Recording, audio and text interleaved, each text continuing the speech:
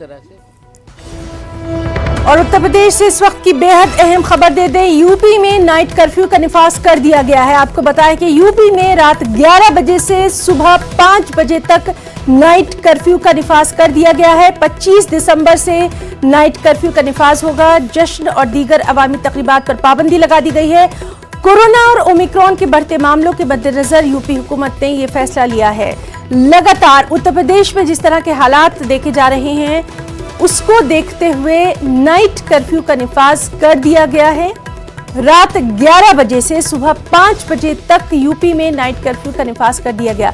25 दिसंबर यानी कल से नाइट कर्फ्यू का निफाज हो जाएगा। जश्न और दीगर अवामी तकरीबात पर पाबंदी लगा दी गई है। इलाहाबाद हाईकोर्ट ने जिस तरह से अज खुद नोटिस लिया है, रैलियों के ताल्लुक से भी बात कही है, खुद पीएम से इस बाबत तवज्जो देने की बात की गई है। इन तमाम चीजों को देखते हुए ये बेहद अहम खबर उत्तर प्रदेश से।